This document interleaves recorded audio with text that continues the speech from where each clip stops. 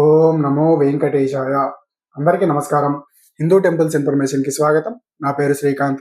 ఈ వీడియోలో డిసెంబర్ 30వ తేదీన వైకుంఠ ఏకాదశి ఉంది కదా! వైకుంఠ ఏకాదశికి సంబంధించిన తిరుమల దర్శన టికెట్స్ అనగా డిసెంబర్ 30వ తేదీ నుండి జనవరి 8వ తేదీ వరకు శ్రీవారి భక్తుల కోసం వైకుంఠ ద్వార దర్శనం కల్పించినది టీటీడీ.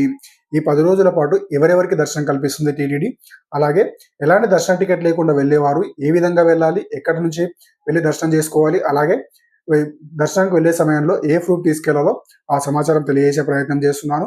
అలాగే సీనియర్ సిటిజన్స్‌కి ఏమైనా ప్రత్యేకంగా దర్శనాలు ఉన్నాయా లేదా అనే సమాచారం తెలియజేస్తున్నాను.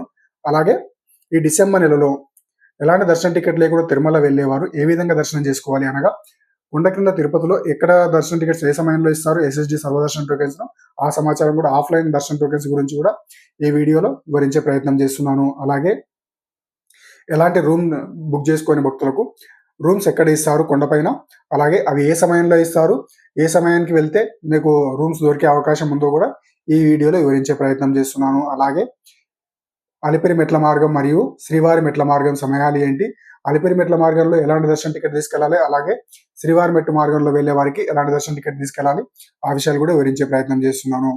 ముందుగా ఈ వీడియో చివరి దాకా చూసి లైక్ చేసి షేర్ చేయండి. అలాగే మన హిందూ టెంపుల్స్ ఇన్ఫర్మేషన్ ఛానల్ని సబ్స్క్రైబ్ చేసుకొని సపోర్ట్ చేయండి. ఓం నమో వెంకటేశాయ.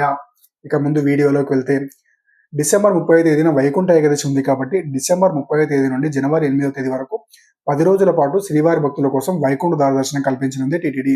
ఈ 10 రోజుల్లో మొదటి 3 రోజులు అనగా డిసెంబర్ 30, 31 మరియు జనవరి 1వ తేదీల్లో కేవలం లక్కీ డిప్లో ఎవరైతే సెలెక్ట్ అయ్యారో వారికి మాత్రమే దర్శనం కల్పిస్తుంది టీటీడీ. మిగతా వారికి అనగా ఎలాంటి దర్శన టికెట్ లేని వారికి, అలాగే ఈ 3 రోజుల పాటు ఎవరు లక్కీ డిప్లో సెలెక్ట్ అవ్వలేదో వారికి దర్శనం కల్పించదు టీటీడీ.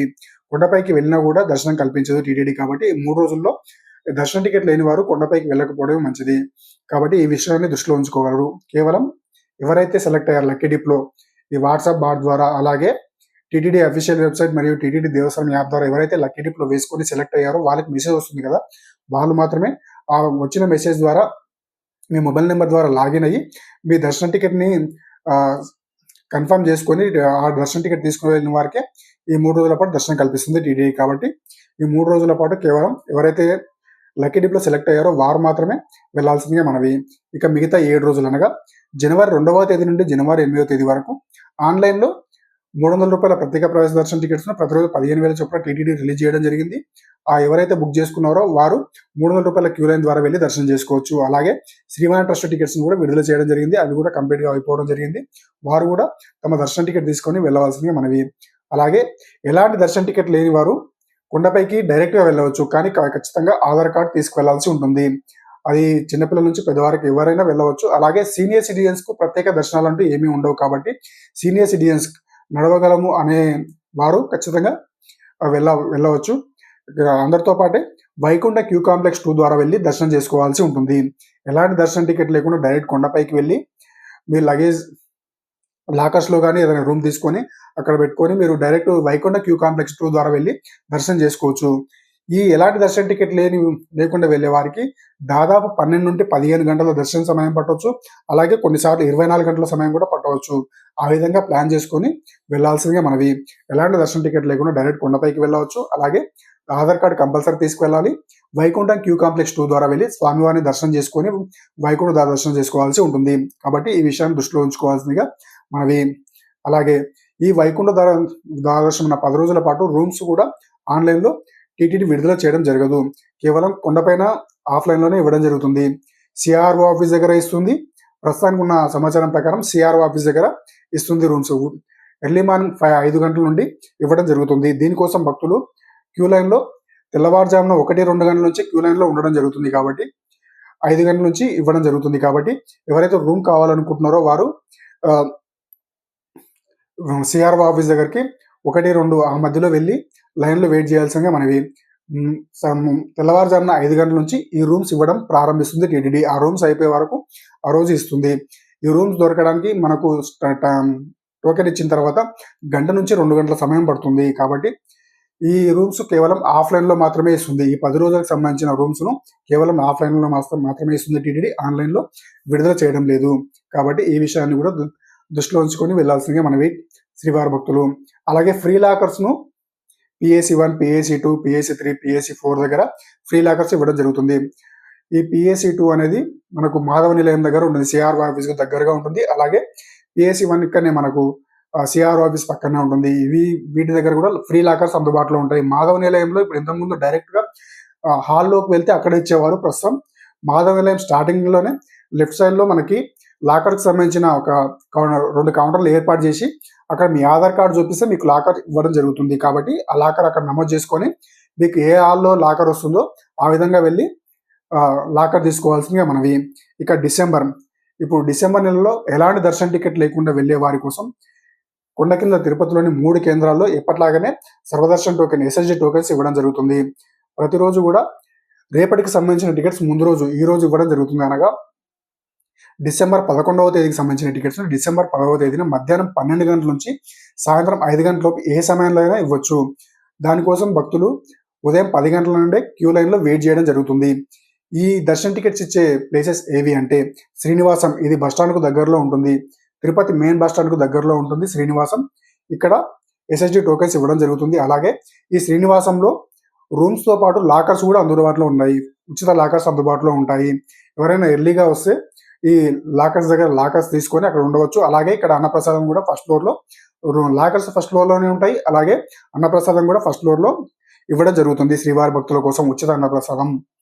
ఇక్కడ శ్రీనివాసంలో మధ్యాహ్నం 12 గంటల నుంచి సాయంత్రం 5 గంటల లోపు ఏ సమయంలోనే వచ్చేది తిరుపతి మెయిన్ బస్ స్టాండ్కు దగ్గరలో ఉంటుంది.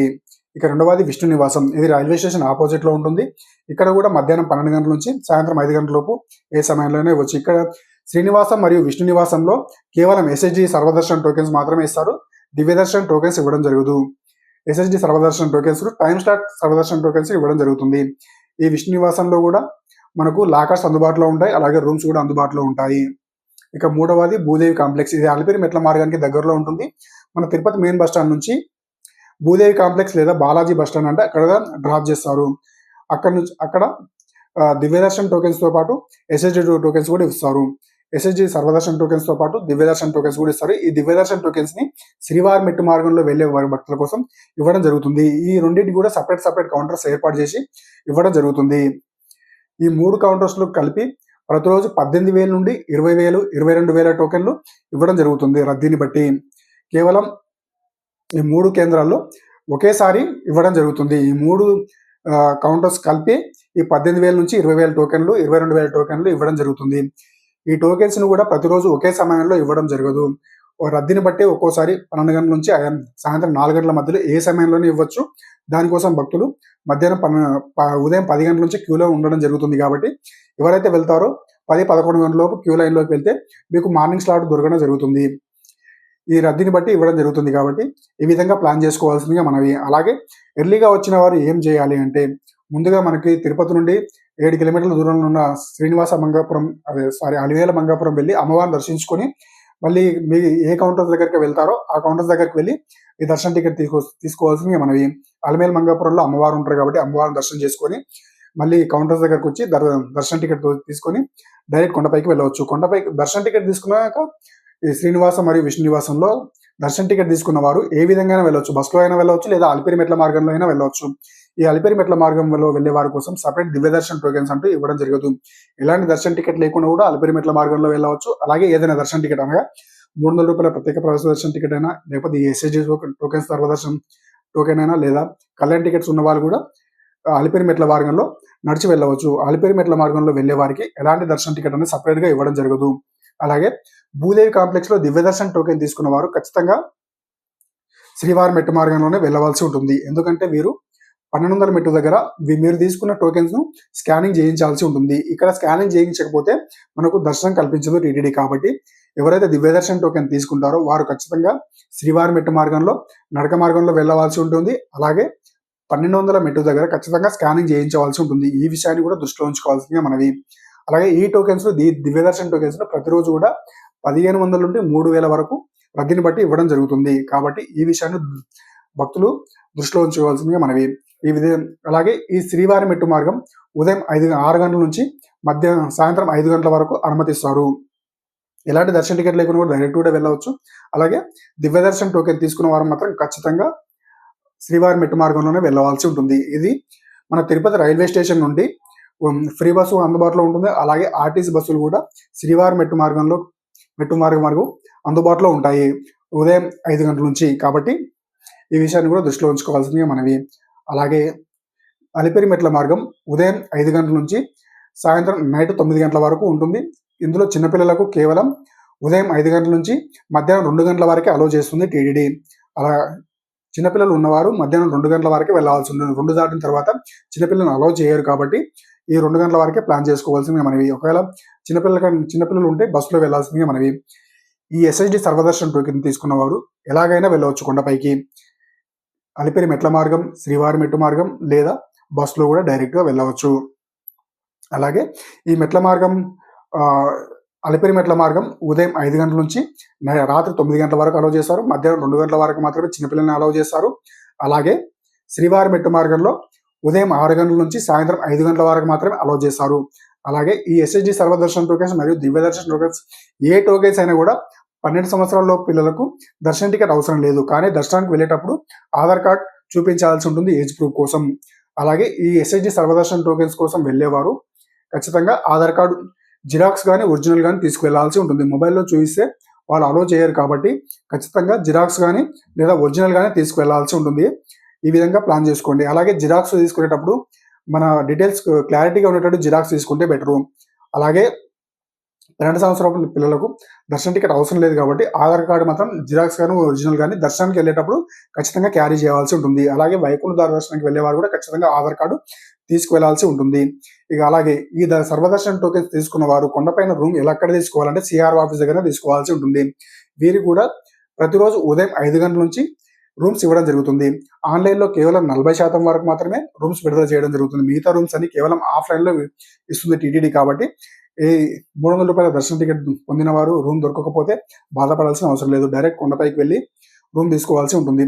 ప్రతిరోజు ఉదయం 5 గంటల నుండి రూమ్స్ ఇవ్వడం ప్రారంభిస్తుంది టీటీడీ. దీనికోసం భక్తులు అర్ధరాత్రి 1 గంటల నుంచి క్యూ లైన్లో ఉంటుంది. ఇంకా ముందు నుంచి కూడా వెయిట్ చేస్తూ ఉంటారు. కాబట్టి ఉదయం 5 గంటలకు మీరు క్యూ లైన్లోకి వెళ్తే ఉదయం 8-9 గంటల వరకు మీకు ఖచ్చితంగా రూమ్ దొరికే అవకాశం ఉంటుంది.